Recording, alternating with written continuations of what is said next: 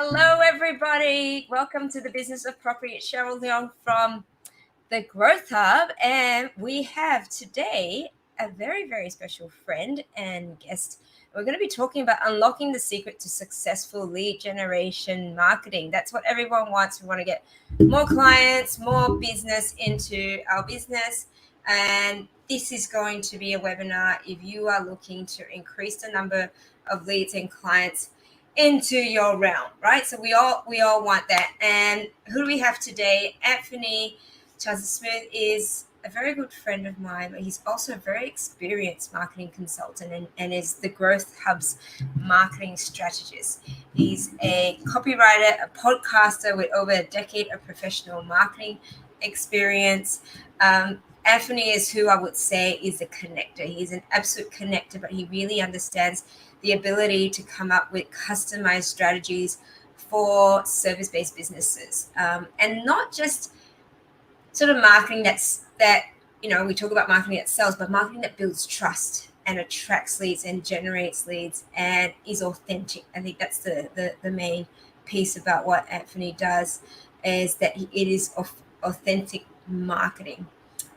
He's worked with a wide range of small businesses, such as leading brands as Being Ninja, Systemology, Realize Business, and Hub Australia, and obviously the Growth Hub as well.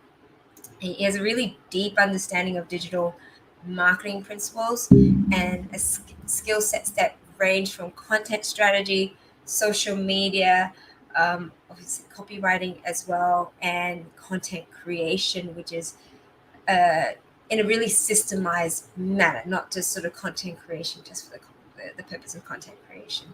Anf also hosts the Authentic Influence podcast, where he helps founders of service-based businesses to build authentic brands and expand their reach. So without further ado, let's invite this absolute superstar to the Business of Property dance floor. Hi, Anf, where are you? Somewhere in the ether. Hey, good morning. Yes, good morning, Hello. business and property people. You are actually somewhere very, very exotic. Please tell our audience where you are. Well, I am currently based in Da Nang, Vietnam. So we're 1 block away from the beach. Not that I'm swimming because it's freezing cold right now, but it's very, Did you very get your Wim nice Hof on? place. 100%, 100%. Yeah. Awesome. Well, we've got lots to go through today, and this is your dance floor today. And there's so much to learn for this, because we get asked all the time: marketing strategy. We've been doing some marketing strategy over the last few months with our clients, and we're seeing what a difference it makes when people are absolutely clear as to the type of strategy that works for them. So, but let's dive in. And before we sort of go into that, what do you mean by lead generation marketing and marketing in general? Is there a difference? Well, there is. I'm going to get very technical and geeky with you. So Do it. really, there is no difference for the average entrepreneur or business owner. But those who are in marketing will understand that not all marketing is created equal.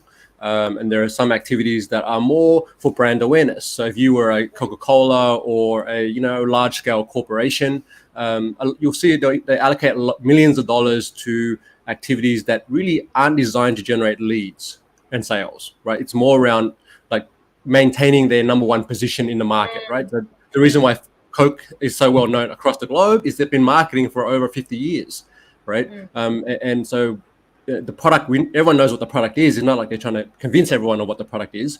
And a lot of us know that's terrible for us, but we still drink it. And so that's because they hold that position with their branding activities. Okay.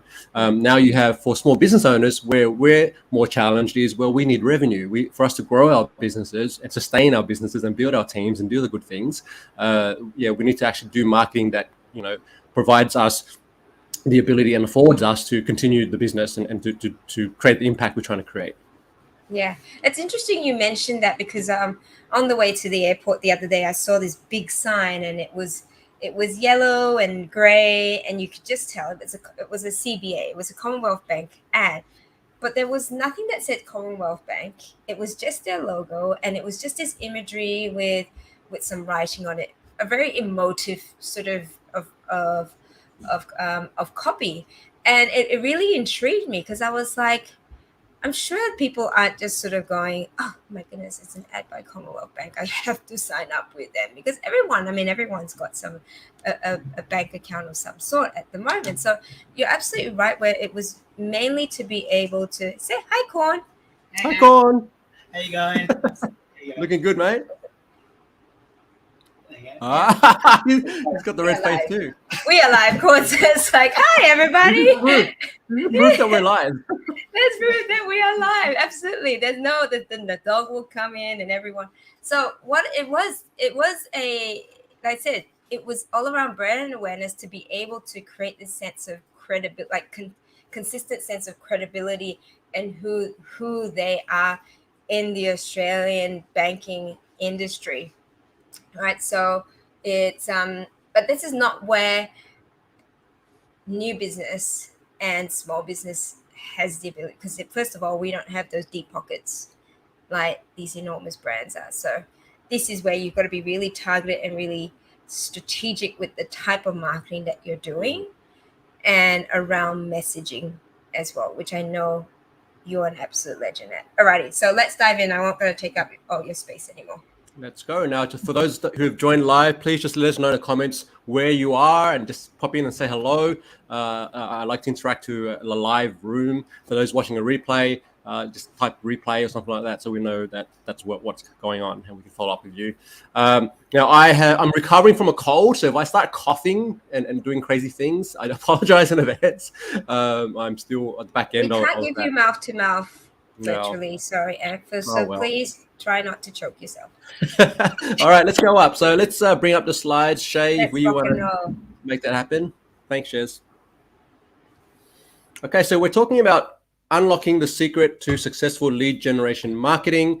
This is, as Cheryl just mentioned, it's a really important focus for a lot of small businesses, wherever you're in real estate, wherever you're in consulting and coaching, buyer's agency, whatever it is your business does. Maybe just let me know, what is your business? Just quickly pop that into the chat. We've got G'day from Cameron in Melbourne. Hey Cam, good to connect. Hope Melbourne's much more warmer than it is here. I see the Australian Open is rocking right now. Okay, so let's get this fresh and going. Okay, so now, I'm a bit of a quick introduction. I'm Anfernee Chansamooth, as Cheryl mentioned, marketing strategist for the Growth Hub. I'm also founder of Authentic Marketer, and we essentially are an agency that focuses on building content that builds trust. I've helped companies. I won't go through all this stuff. Cheryl mentioned that already, but I want to talk about results generated, right? So over the last 90 days, I've really been focused on optimizing the Authentic Marketer website. The last 90 days, we are currently hitting 2.7 thousand organic or unique visitors to the site, almost 95,000 views on the site. And that's really been a key focus for the last 90 days and my key project that I've been working on. For one of our clients, we generated 65 leads with a 5-day challenge that they conducted. I think that was in Facebook, excuse me. 427 leads in 5 months through virtual events for another client. 70,000 plus views on LinkedIn in 30 days. That's for a business coach that I worked with. And 13 podcasts booked in 5 months for another client. Right? So these are the kind of things that we can do. I've been featured in some publications that you might be aware of. And I've also worked with the Parramatta Chamber of Commerce, for those of you who are in Sydney and know the area. And also the Southeastern Sydney Local Health District. And also I had a chance to do a project and do some writing for the Vision Villa Resort in Bali, some copywriting for their site. So different types of projects, and it all informs what I'm about to tell you. Okay, so what we're going to cover today. Now I will also state, if you haven't picked it up already, that I speak very quickly and just apologizing in advance. And if you're not Aussie, I have a weird Australian accent type thing. That's just me. So you're going to have to accept it, right? All right. So 3 common mistakes that hold businesses back in lead generation. I'll talk about the number 1 factor that separates successful marketing from inconsistent and ineffective marketing. I'm going to provide a framework that for developing a marketing strategy that supports actual business growth.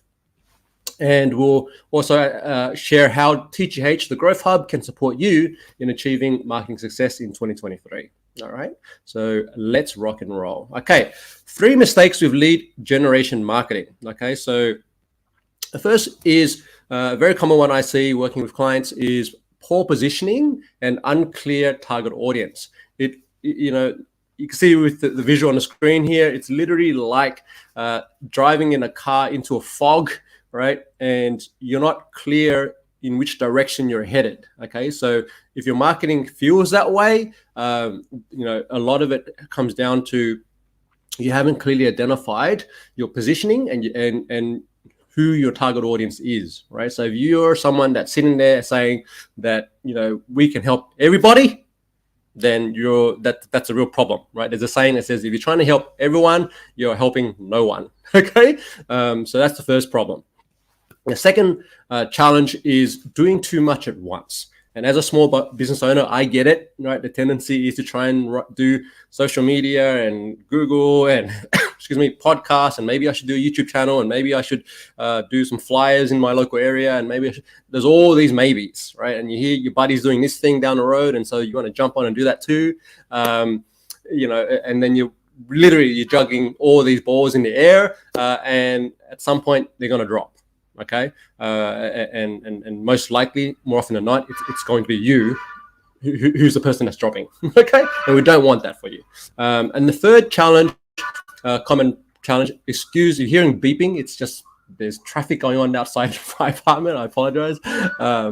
This is Vietnam life. Okay, and the third common challenge is not optimizing for Google and local search. All right, Google is the number one. I'm sure you're all well aware. It's number one search engine on the planet. They have something like 90% market share, and so you really, your customers, your prospective clients, they're getting on there. They're doing searches, right? And if you're not showing up for whatever reason, you're really missing out. Okay, and it's not good enough anymore to be on page 2 and page 3. The goal is to be on page 1.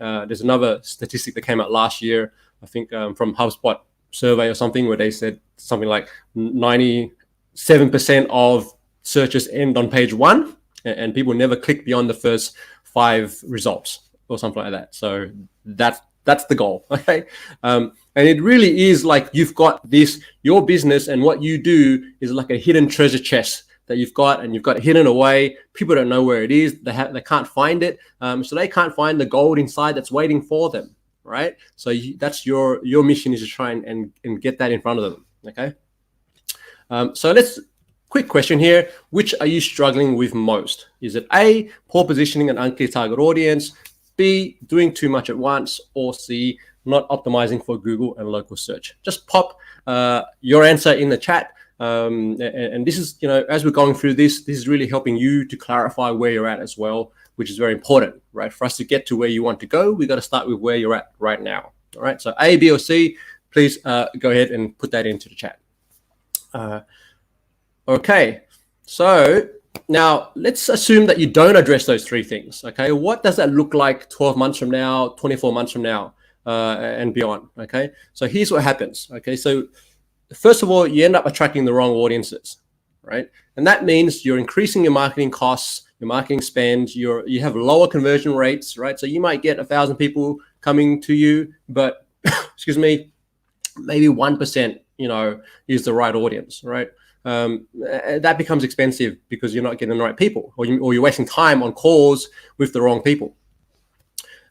You end up with a lower return on investment. All right, and the impact here is that you're not being seen as credible and trustworthy in your industry, and the bigger problem is a lack of success and profitability for your business. All right, so these things can be corrected, and that's what I'm here to tell you. At the same time, you need to be really aware of where you're at and what you need to improve. Okay, so let's jump now, flip it over, and look at why do businesses, or some businesses succeed in lead gen and others don't. All right, so these are really, you know, if you think about it, they're the opposite of what I just talked about. Firstly, they have clear positioning, and their target audience is well defined. All right, so you think about a common example is if you're into cars, right? Tesla. Right? If I say the brand Tesla, what do you associate that brand or the name Tesla to? What type of car? Okay, so if you're familiar with them, or if you even drive one of them, you would know they're all about, you know, environment. They're all about like just innovation, these sort of things. And so, they're all about electric cars. Okay. That's evolving, of course. They've released different models and whatnot. But then if I said to you, well, what about Honda? Okay. Or Toyota? What do you associate those brands with in terms of the way they position what they do? Now, they all create cars, and the cars get you from A to B. So essentially they do the same thing, right? But the way they're positioned in their industry and in the market is very different. Right. So clear positioning and well-defined target audience. Number two, the second thing that businesses succeed when they do marketing, the thing that they do really well is they just do just enough and they focus on what matters. Okay. So it's like this guy on the screen here balancing on a tightrope. When you're he's got one direction to go. If he goes left or right, he's falling off. Okay, but he's got the focus. I got to go forward, and I'm going to stay balanced, calm, and in that direction. Okay, and that's what happens when you're focusing on the things that actually matter. Okay, and the third thing here is they optimize for Google and local search. Okay, so it's like your business is the lighthouse, right? And you're lit up, and your clients are this little tugboat down the bottom there, getting lost into the storm, and they can see the light and they're coming towards you because they know that they've got a problem that needs to be solved, and the lighthouse is where is going to get them to safety, right? So that's excuse me, that's what can happen when you really get that dialed in. Okay, so of those three, which do you want the most, right? A, do you want clear positioning and well-defined target audience? B, doing just enough and focusing on what matters? Or C, optimizing for Google and local search? Let me know in the chat. A, B, or C, which of those do you want most, or do you want to focus on the most over the next 90 days? And I'm going to respond to the comments later on. So just, if you have any questions that come up for you, please put them in the chat. We're going to circle back at the end of the presentation, and we'll answer any questions you might have and things like that. We'll go from there. Okay, now let me just check comments. Oh, we're getting quite a few here. We've got some B's. Okay, so I'm not going to... Thanks for the interaction and questions. That's awesome. All right. So I had a couple of people saying that they want to focus on what matters. Good choice. Okay. Now, the number one success factor, right, is combining all the three elements together. We then have what's called a marketing growth strategy. All right. And that's having a very clear game plan for where you're headed with your marketing. Right. So as you can see, this is a screenshot of the Growth Hub Marketing Growth Plan document that we work on with our clients, and we take them through multiple steps and a framework that, by the end of our sessions, they have a very clear direction, and they have the plan, and all they need to do then is what? Is work the plan, right? And when they do that, they get results. And I'm going to share a couple of case studies with businesses that have done just that. Okay, so this is the one thing that you must have in your business if you want success. Okay, so let's go through our marketing growth strategy framework. I'm going to share with you the three parts to the framework. First part of the framework is discover. Okay, so in step one or stage one, we go through a discovery phase. We're looking at your business. Right, we do an overview of what it is you do, who you are, what's your backstory, what are your goals and objectives, right? Because these are very important. This comes back to the whole, clarity around direction and purpose, right? We also look at your target audience and narrow that down, okay? And the third thing we look at is your signature offer, okay? So this framework, as you see these bullet points on the screen, if you do all these things, okay, they essentially become your marketing strategy, right? The second phase of the framework is to diagnose, and this is where we're taking a look at your current activities. You have essentially, you can get a pen and paper or Excel file or Google Sheet, whatever you're doing. List down your current activities, what's working, what's not, right? And that's the important part, taking stock of, where you're at, and then making a call as to, is this effective, right? If it's not effective, then you need to ask, why am I doing it? Okay. We also look at your channels. Okay, you're taking a look at, okay, these are the different ways that we get in front of our target audience. And again, similar question: which are working, which aren't, right? And are there any new channels we might want to explore? Okay, because for whatever reason, there's some data to tell us that perhaps our target audience is there. Okay, and then the third point here is to look at your current sales funnel, and this is another way of saying this is looking at your buyer's journey. Okay, what is the experience that a prospective customer or prospective client is going to go through from first hearing about you or doing a search on Google or whatever it may be, to then coming to your site, to your social media, to your business, and then what happens after that, right? So we really want to map out the flow, and then we can, once we know what that looks like, we can then optimize where there are gaps. Okay, and then the third stage of the framework is we work on the game plan, and this is what we call the deliver step. All right, this is where we actually map out a 30, 60, or 90-day growth plan. Within that, we highlight and identify one key project to get you more clients. Okay, and that's comes back to what I said earlier, right? We want to focus on revenue generating activities. Okay, and you might have you might brainstorm. There are 5 different activities you want to do within the quarter. I try to limit to 3 or 5. I wouldn't go to 10 projects, because that's just too much unless you have the team and the budget and the capability to manage all that. For a lot of small businesses, particularly in the early days and in the growth stage, you really want to just narrow that down to one key project within a 90-day period. And that's something that we certainly help our clients work on and to clarify. Okay. And then the final part of deliver, an important step here is, this is how we get away from juggling all these multiple balls. So we work out, who do you need, or, this is a question that you need to ask yourself, who do you need to help you execute the project or projects? Okay. And that's an important step. And that could be whether you need to bring on a champion, a virtual assistant, in which case you would need to, you can engage the Growth Hub and we can assist you with doing that. If you don't already have one, or you need, a content writer or someone to help you do a podcast or a video editor, whatever these things are, an SEO expert, all of these things. Okay, we work out based on your project. We work out who do we need to help you execute. Okay, so these are the 3 stages of our growth marketing framework. Feel free to screenshot this if you want to. Discover, diagnose, deliver. Okay, and that sets you up really nicely. You've now got the roadmap to proceed. Now, in the next 10 minutes, I'm going to take you through stage 1 of this framework, because, in the interest of time, I can't take you through all of it, but we'll get you going with the first 3 bullet points, okay, or the checkpoints, and then that will at least get you thinking and writing down a few things, because I want you to walk away from this session with some clarity around even just those three things will help you with your marketing for the next 90 days or the next 12 months. Okay, so let's go. Let's start with this question here.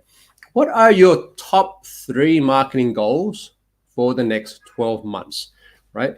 Write those down. If you're live with us on a chat, please put those into the comments. Think about, next 12 months, what are 3 things you want to achieve with your marketing, right? Excuse me, I'm just going to take a sip of water whilst you have some time to answer in the comments.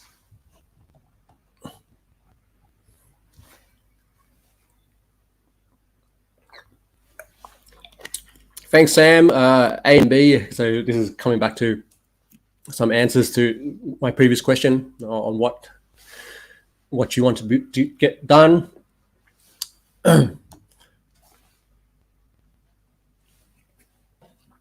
Okay, so, someone's asking for some examples. Sorry, I can't see your name. The tool doesn't let me see your name unless you've clicked on some link for StreamYard. But someone's asking for examples of goals. So I'm going to cover those in the next slide. But I just want you to have a rough idea of, for your business, what would be a measure of success in the next 6, 12, 90, even 90 days. Like, what are 3 things that need to be in place, or what are 3 goals that you're shooting for? Now, even just one goal. Is it more leads? That's an example, right?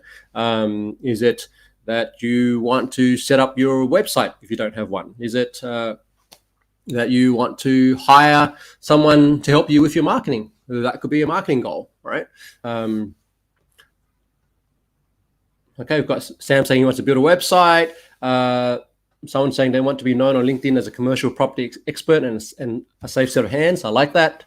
Increasing our incoming leads, all good. Okay, excellent. So let's just talk about some metrics here, right?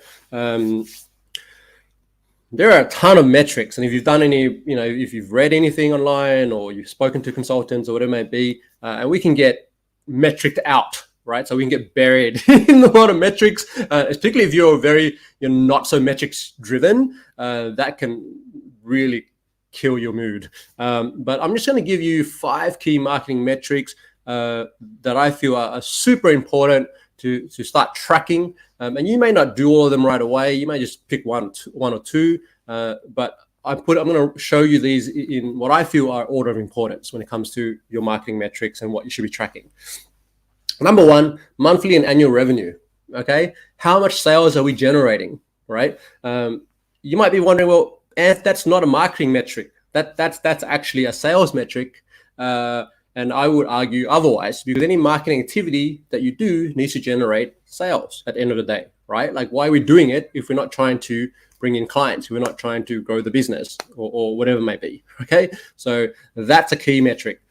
The second thing is customer lifetime value. And this is probably, if you're in your early days, probably not so important to identify yet, but the longer you've been in business, beyond a year, beyond a couple of years, then you really want to work out what is, if a customer comes in the door tomorrow or next month, okay, what are they worth to the business over, the lifetime that they're there, okay? And this really estimates the total amount of money a customer will spend on your business over the course of their lifetime as your customer before, they move on or whatever happens, right? So, or you end up selling your business, who knows? Okay, so this is an important metric to start calculating. And there is a formula for this. I'm not going to go too much into formula. I've got it on the screen. You can screenshot this and take a note of it. You can Google it or just follow up with me later and I can give you some more information. But you really want to just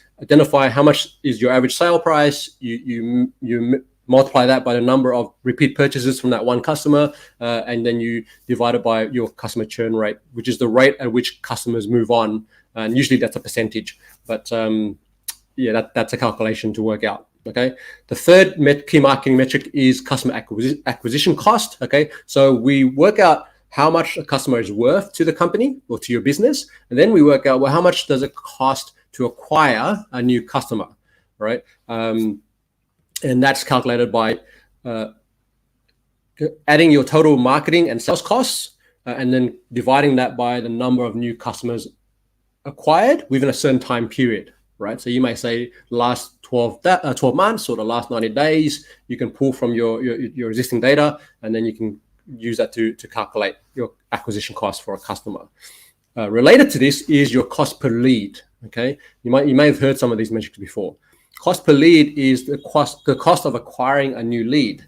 Okay, so this is someone that's coming into the business has yet to become a customer. So therefore, they're not a customer yet, but they are a qualified lead, and they are, potentially, if you do your sales process right, and they're a good fit, then they become a customer. But if we understand our cost per lead, that really helps us to understand how much we can invest in spending on marketing and advertising, right?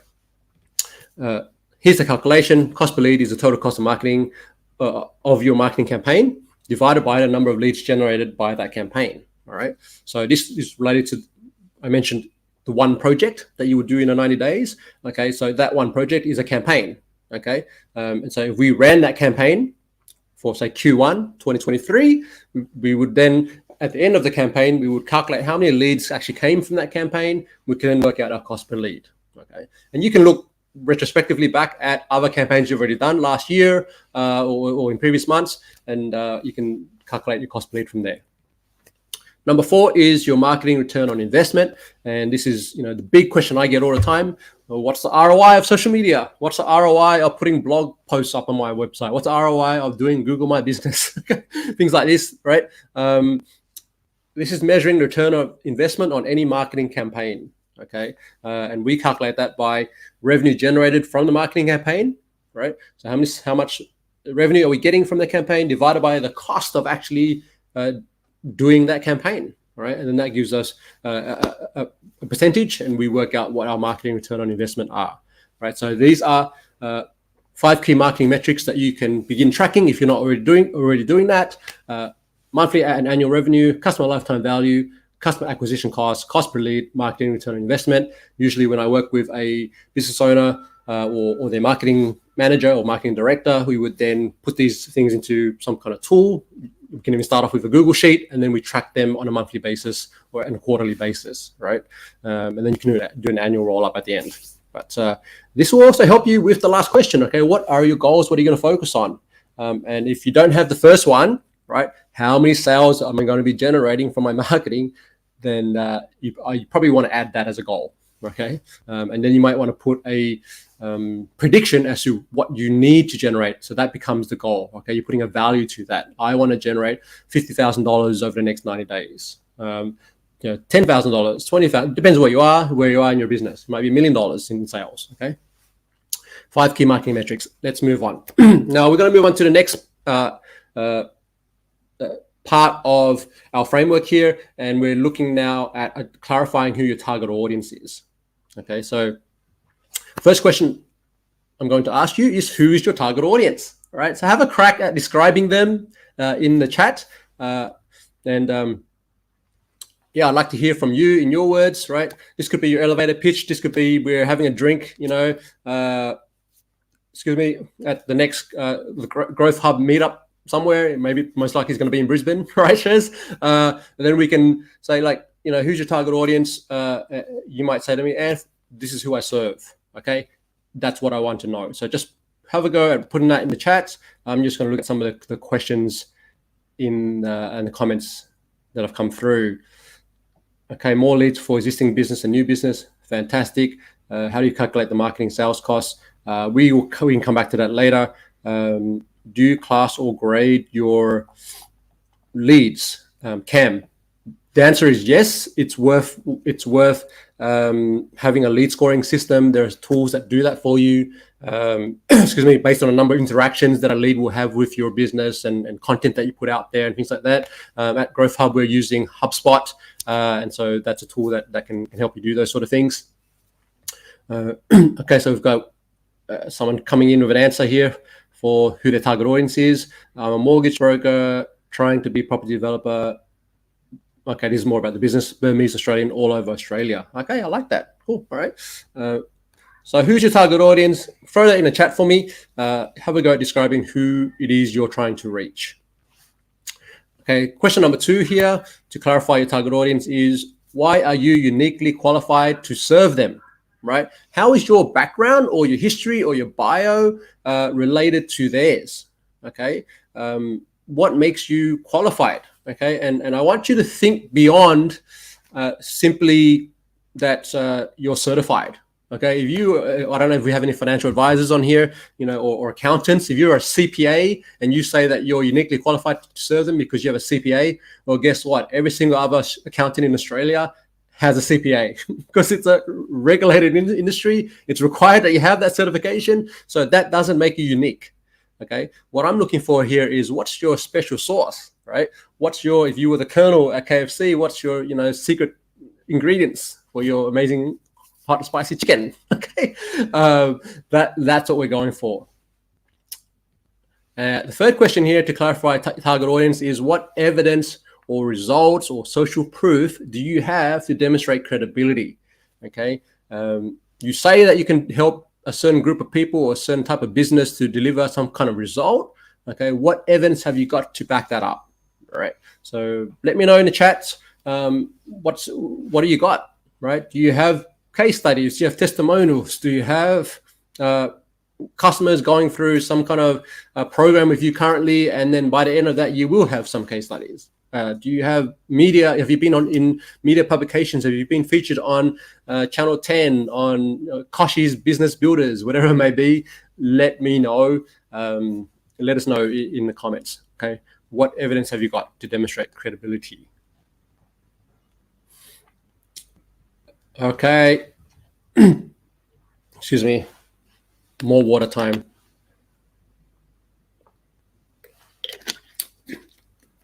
Oh, I'm loving these responses in terms of target audience. We've got Cam saying he's got time poor professionals that want an expert to make their money work hard for them in commercial property. Nice.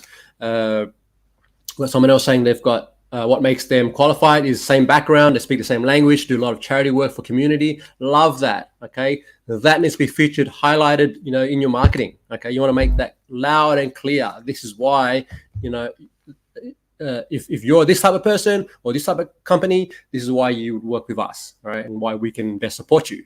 In terms of the credibility question, someone's done a lot of Google and Facebook reviews. Magic. Okay, good answers. Love the engagement, team. Keep it coming. Final question for clarifying your target audience. What do you offer to your customers that makes them choose you over your main competitors, right? And it's a tricky one, right? And it requires customer research. Actually, all these questions require target research, having conversations with your clients and your customers to understand, what makes them unique. Another pro tip or a side note here is these are really good questions, or the last three questions are really good questions to ask your customers and clients when you're doing case studies or testimonials or customer research surveys, right? So, let them tell you, okay, why you stand out to them, right? So that's a bit of a ninja trick for you. So what do you offer to your customers that makes them choose you over your main competitors? All right. And this could be something related to the way you do your service. It could be something, a type of technology that you use. Maybe you're developing your own technology or tool set or whatever it may be, or you just, you service a specific area or demographic of the population that no one else does, and you specialize in that area, right? So these are sort of things that are worth highlighting. Okay. Got some another answer in here in terms of the target audience. So target audience, my target audience are people with complex disabilities needing tailored housing solutions. There you go. That's magic. All right. So let's move on. Okay. Thank you so much for the comments. Moving on to the next part of our framework here. What do you want to be known for? Okay, so this is really closely related to the last 4 questions, but now I want you to think about over the next 12 months, right? If I were to bring you onto, whether myself or Cheryl was to bring you onto this, present in front of of our audience as the expert, okay? What's your byline? What's your bio? What do we say about you? What does the market say about you? Okay, what do you want your customers to go out there and tell their friends and associates that you do, and what do you want to be known for? And throw your answer in the chat. I'd like to hear, what makes you special. You're all special, but in terms of marketing, what makes you unique? What makes you you? Okay.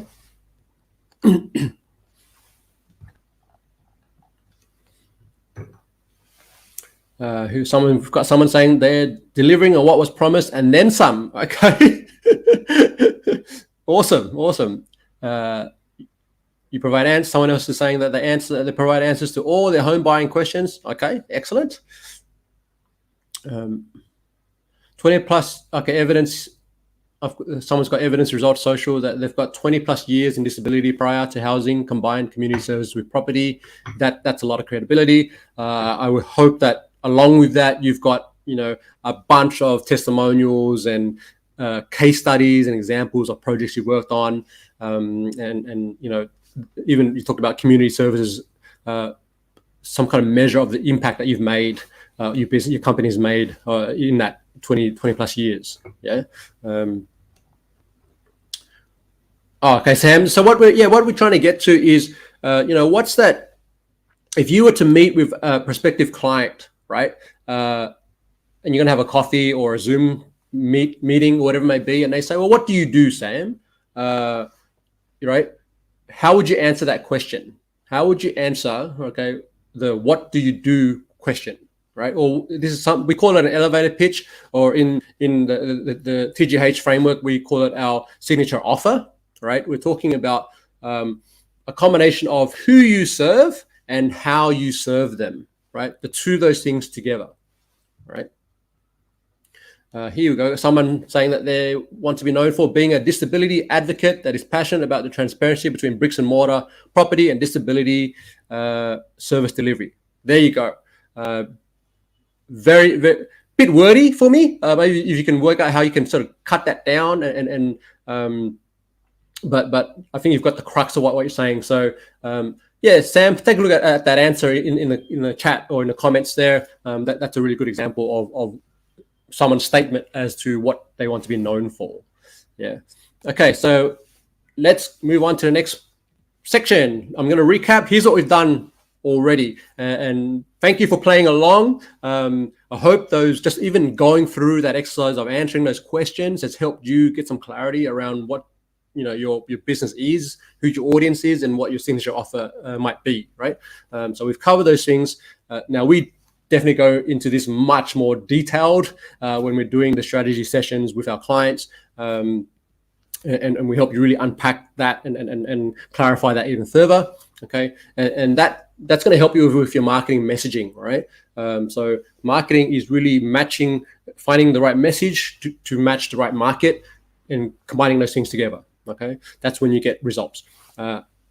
What we haven't done, and the rest of the framework, just to recap, is we would then look at your current activities, and this is something to make a note of that you can do after this call, or you can actually spend some time allocated to doing this, right? Is to list down what your current activities are, what are you doing for your marketing, make a note of those, then go through with a green pen or highlighter to say these things are working, and when I say working, that comes back to, are they generating leads? Are they generating sales for you, right? And then what's not working, okay? Highlight those. You're also going to list down what your channels are. What are the different ways that you're trying to reach your target audience currently? And then make a note of those. Again, what's working, what's not working, yeah? And then the third thing is mapping out your current sales funnel. What does it look like? How do they find you?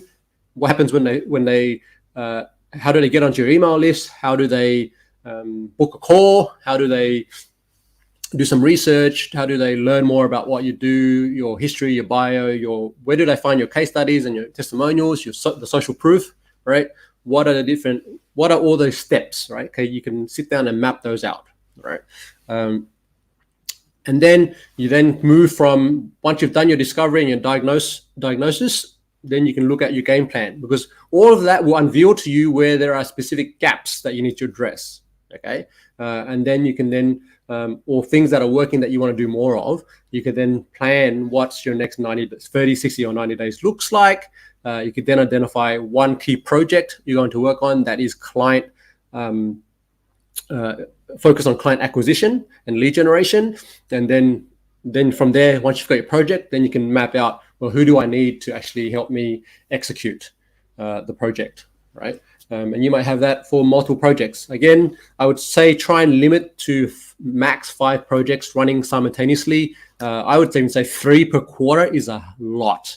And I find the most successful businesses really simplify rather than make it more complex. And they really keep it down to that 3 projects per quarter. Okay.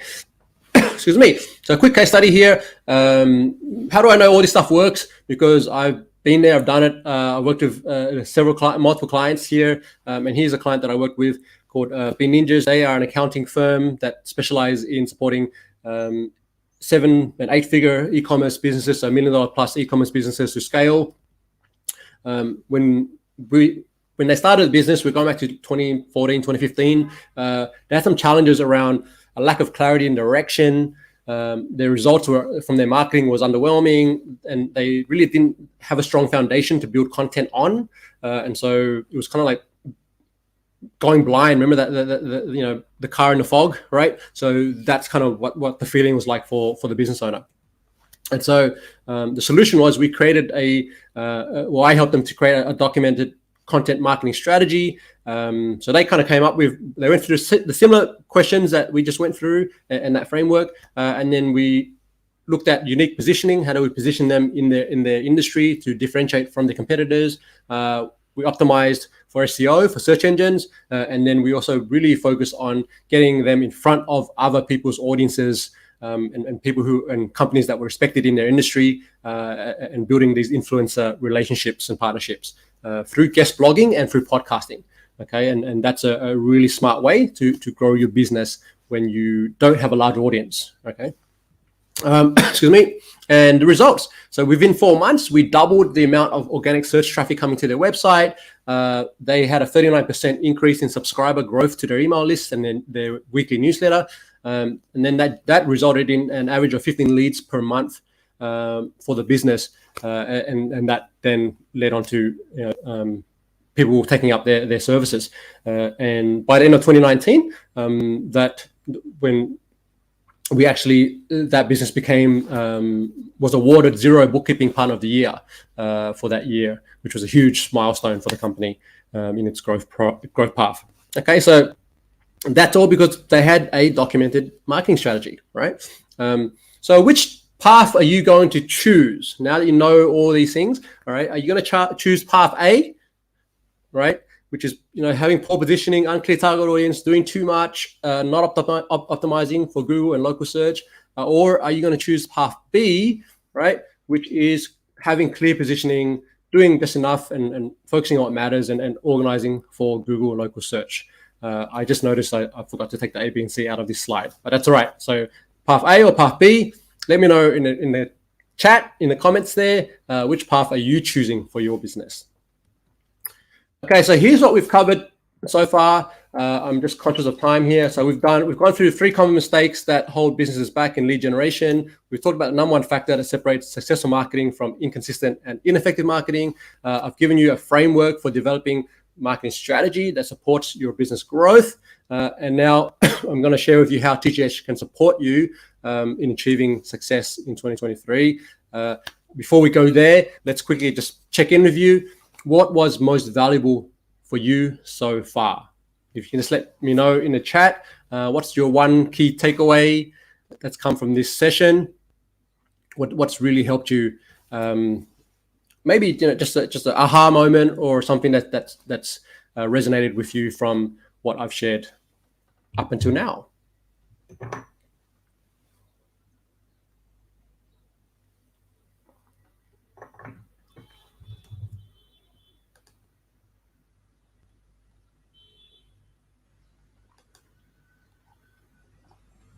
Okay, really needing to identify the target audience with a lot more clarity, positioning in the market.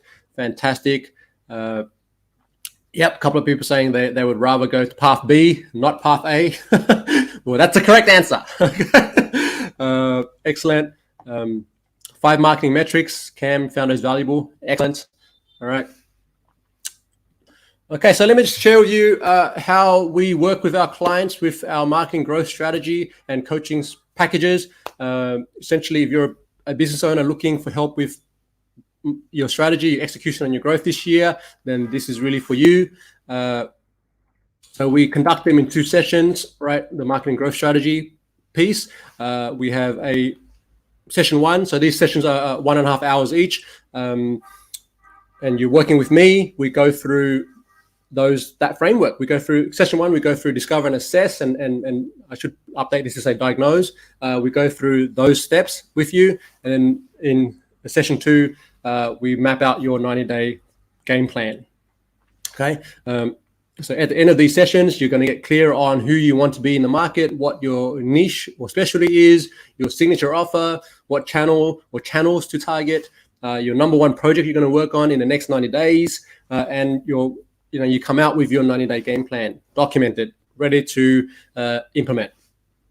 Okay, and then upon completion of your marketing strategy, so you have the plan, then typically what we find is that a lot of business owners want ongoing support and someone to give them feedback, to run things by, to get ongoing accountability and whatnot. So then we also give you the option of joining online group coaching with me. Right, so that's a new service we're launching at the Growth Hub this year, and I'm very excited to be working with a small group of business owners, and we're going to help each other level up. Right, it's not just about me, but it's actually you're on a call with other business owners, and we all support each other. Okay, so quickly, we've had a few clients go through our marketing growth strategy sessions. I'm going to give you an example of one here. Nav Accountants and Advisors. They're based in Perth. Nitin is the owner there, really cool guy. One of Perth's leading advisories for property investors and small business owners. They really specialize in taxation and helping their clients to pay less tax, grow their business, and increase wealth. Okay, the challenges that Nitin had when he came in was getting clear on who his ideal client was, taking the business to the next level with more clients through marketing, low social media presence, and a lack of engagement in sales from his existing database and network. All right. So the solution, we worked with Nav Accountants on their 90-day marketing strategy. That led to them then getting clear that they wanted to plan and deliver a face-to-face workshop in their local area, and that became the one project. Okay, and then the results were they clarified their target market. They got collaboration with referral partners to reach new prospects. Here's the thing: once you're clear on your audience and your messaging, it's very easy now to get partners, right? Because then to identify partners that would help where you can support each other, right, and refer business to each other.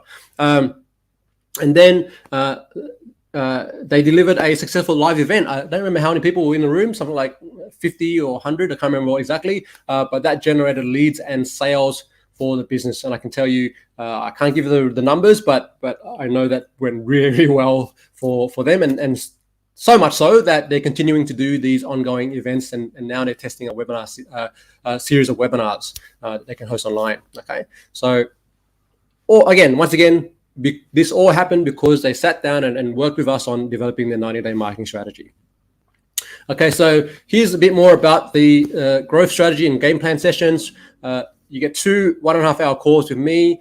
We work out your 90-day plan. We go through all these different elements of the framework that I just covered in this call. It's $1,995 plus GST. And really, I want to ask you, how many clients do you need to get, or how many leads? Just how many. What's one client worth to you in your business, right? So I want to make sure that you understand what what this is worth to you. Okay. So with our expertise and guidance, you can say goodbye to constant overwhelm and hello to a clear marketing plan to help you reach your goals. To get started, to learn more, just head over to this URL that's on the screen. I think we're going to drop that in the chat for you in the comments, so you can just click on that. Head over to tinyurl.com/TGH-marketing. A bit of a mouthful, but again, we'll drop it in the comments for you. If you're watching the replay, we'll have the link there for you. You can just click on it, head over to the page, and then you can book in for your growth strategy session and game plan sessions with me. All right. If you want it, if you've got some questions or you want some clarity on whether this is right for you, you can book a complimentary kickoff call today to discuss your next step and start your journey toward marketing growth success. You'll get on a call with our growth specialist, and it's the same link. Just go there and you'll find the button on the page, and you can book in to have that conversation. Okay, so we're at the end. I want to say you're awesome. Thank you for joining us today. We'll stay on for a couple of minutes here for a Q&A. I'm going to look through the chat to see if there are any questions that have come on. And at this point, we might want to bring Sher's back on to join me here so we can wrap up. Hello, everyone. That was awesome. Thanks, Anf. Oh, that was crazy, but we got there. We got there. There was a lot that we sort of pulled into there. Appreciate all the engagement and all of the feedback as well. There are a few that I do want to loop back to. So if anyone wants to stay on for the bit of a Q&A, let's dive into that. So one of the questions I had was, should all businesses need to optimize on Google? And the reason why I asked that is there are some businesses that people are solutions aware and others where people are problem aware. So what do I mean by solutions aware and problem aware? So solution aware is, I need, say for example, I need to sell my house. I know generally that I need to get a real estate agent. So what I'll do is I'll go into Google real estate agent, and you'll probably search around your suburb. But say for example, that's when a prospect is solutions aware, and I can see where the first place that they might go would be Google, for example. However, if someone is problem aware but they're not solutions aware, do you still think that Google optimization is a good place to spend their time and money? Because you've got someone who says, what's an example? Would be, okay, I'm just coming up with something really random. My curtain blinds are way too long. I don't know who I need to go to get them sorted. Yeah. Right. And so what would they do, and where does Google's role come into this as well? So there's a couple of reasons why. To answer your question, it is, I would still recommend that businesses look at especially if you run a local business and whether you have an office or you operate out of a co-working space, whatever it may be. I think if you have a presence locally in your area, what's going on? It's important for a couple of reasons. From a search engine perspective, Google uses information and data from Google My Business to elevate your website ranking, right? So if you do have a local business, and then I highly advocate you do that, because that's a quick win. Okay, it doesn't mean you have to spend all your time and energy there. It's actually just one piece of different elements that you're going to work on. Now, if you, like you say, Shez, if you're more focused on solution aware, or they're not down to they're just looking for, they've got a problem, or they're at that problem aware stage, then what I'd be looking at is optimizing for ranking content on Google versus ranking Google My Business specifically, right? Because that's more around, yes, someone's going in and searching for a phrase or a problem, and then they're looking for, how do I get help, or what's the answer? Oh, a great one. An example would be, how do I stop my dog from barking? Okay, yes. That thing. And what happens, you pop it into Google, and often it will be content from YouTube or whatever. So someone like Cesar Milan comes on, and you're like, oh my goodness, I need a dog behavioralist or someone like that. Yeah. 100%. Yep. And then you just mentioned YouTube, which is also owned by Google, and it's also the second largest search engine on the planet. So you also want to make sure you have videos that are on YouTube that can answer that query, right? So that will pop up in there. But something that you probably see, we don't have time for this. Maybe we do another session on specifically on just Google optimization. There is what's called your snippet. So when you ask that, question about your puppy or whatever it may be, in the results, what you'll see is usually you'll see a string of ads if anyone's running any ads for those keywords, and then you'll see what's called a featured snippet, which is, it's going to be like a paragraph or a block, and then it's going to have the answer to your question, and then it's you really, if you work and optimize your content really well, you can win that featured snippet spot. And most people, once they see that, are either they've got their answer and they move on, or they click through and then they go to your website. Okay, and that's a highly prized piece for any content that you're putting out there. Yeah, so I'd say the message from this in terms of Google is really, you have some content out. You need to have content.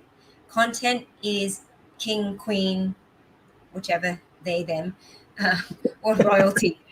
Content is royalty, right? So whether it's in the form of websites, blogs, YouTube content, the fact that people, if they are solutions aware, then they know where to find you. If we've got buyer's agents here or whichever, they'll say buyer's agent Gold Coast, and you want to be out there. However, if you've got someone who is not solutions aware, or how do I find investment properties in Brisbane, you want to be able to come up and make sure that you're coming up under that. Then people can consume your content and establish you as the expert. mentioned expert in the space quite often. You need to establish yourself as the expert. So 100%. Google and content, there are two key messages there. Yeah. The next one is what I've noticed that in terms of the responses that were coming up in terms of positioning and all of that, is one of the things that we go through quite a bit in our strategy is how to determine your niche. Mm-hmm. It's one of the things that, again, I notice a lot of people are going, this is what I do. I buy property for people, or I develop, or whatever it is. My service and my skill can be used across a broad range. Everyone needs me. But what we've found is that if you're everything to everyone, you are nothing to no one in particular. Yeah, There's so much and it makes competition there. And it makes it really hard if you think about referring. If you think about the last person or business that you refer to a friend or to a mate or to a family member, right? For you to be able to do that referral, what did you need to know? You need to know exactly the problem that they solved and who was the best at doing that based on your experience, right? So if someone comes to you and says, "Hey, if I were to say, Shares, I'm getting a Pomeranian and I need someone to help me really train the Pomeranian," and then you would say, "Well, I know 3 dog trainers, but one of them really specializes in Pomeranians," right? Who do you think I'm going to go to, Yeah. right? So that's using that as an example, but the same thing. If I'm looking to buy property in Perth, and I come to you and say, okay, well, I want to get a buyer's agent, and I could Google buyer's agent, but what do you think I'm going to do? I'm going to go in and put buyer's agent Perth properties or something like that, right? So because I want to narrow to the specialist, and I'm not looking for the generalist. Okay. Yes. And so that's why that niching or getting really clear on your, what differentiates you and your positioning is super important. Absolutely, and we've done this with quite a few, and if we're talking about buyers agents, even being niching around. Saw mentioned here, like she works with the Burmese Australian community, like. Love that. Incredible, because I find being able, if you've got a particular community, a particular culture that you are a part of, absolutely leverage that, because not only you've got a particular skill, so there are lots and lots of mortgage brokers around, huge competition around that, right? However, how many mortgage brokers speak Burmese? Not that many. Now, how many mortgage brokers understand the Burmese culture as to what their pain points are? What are they wanting? Because with every culture, there's different things that are valuable and important to them as well. So it's do not be afraid to niche and get narrow with that niche, because the clearer that you are with who that niche is, then that audience allows your messaging to be a lot clearer. Is that right, Anf? Oh, you're muted for some reason. Oops. Yeah, when I saw that, I absolutely agree with you there, Shares. And when I saw that in the comments, someone saying that I specialize in Burmese community, like there's no one else, right? Like that's, and I would, I don't have any Burmese friends, but if I did, I'd be like, if you're into property or that's one of your goals, this is who you need to talk to. Like I know straight away. Yeah. Yeah, absolutely. And what I'd say, even, and it comes up often, is that community big enough? Right? Is that community big enough? When you're starting out, really, you're really just wanting to get business. Okay, but if you're the only person in that community that's doing what you do, where do you think everyone will go? And realistically, if you're talking about one person, if you're doing most of the business, which I'd recommend, don't build a business just by yourself. Always build a team. How much business can you realistically manage on your own anyhow? So do you only need really 3 clients, or is it maximum 5 clients? How big of a community do you really need? Right. And if you started off with that particular community, then that got you going to be able to generate, business and all that, then you expand that. That's not a bad way to go either. So having, and we talk about mindset, thinking that a community or a niche is too small is also a scarcity mindset. There's always an abundance of people that are looking for you, and the right sort of people will be connected to you. Absolutely. Right. Lots of comments here. There was a Well, I know there are a few others, and so if we've missed any, please pop them up. And There was a if you want, question, shares a question here on how much is ongoing coaching sessions. oh yes, Yep. So I think I can't see the name of the person, but I think if we can just follow up and we'll get you connected to, yeah. So I don't have the numbers off the top of my head here. Shares, I don't know if you've got those. But just before, what's first thing, what we require that you do is actually go through the marketing strategy sessions first and have your marketing game plan. And once you do that, then it makes sense to move on to the ongoing group coaching. Okay, because we want to make sure that all the clients that are on the group coaching, they've all gone through that process. And it's very important because we're supporting. It's two stages, right? It's very difficult to work with clients who don't have a clear marketing strategy, that's how we've structured it.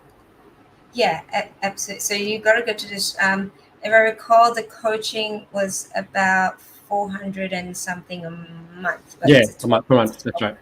it's a 12-month program. But we want to make sure that people go through the strategy, get really clear on that, and so like I said, in doing less but achieving more, in terms of your marketing efforts. So by getting a plan and a clear strategy, you're able to do that.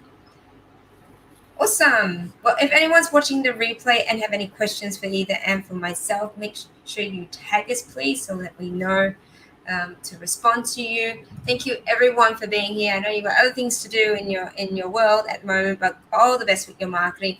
Ask any questions in the group, even just on a daily basis. Just ask any sort of marketing questions about the business or what this is what this community is about. And we want to make sure that you're really, really getting the biggest bang for buck in terms of leveraging the value that's part of this group as well. So take care, everyone. Have a happy hump day. We shall see you. We do have our winners circle on Friday. Make sure you come and join us as well. So we'll see you there. Thanks, Am. Thanks, You take everyone. care. Ciao, You ciao. too, guys. Bye, Bye. all.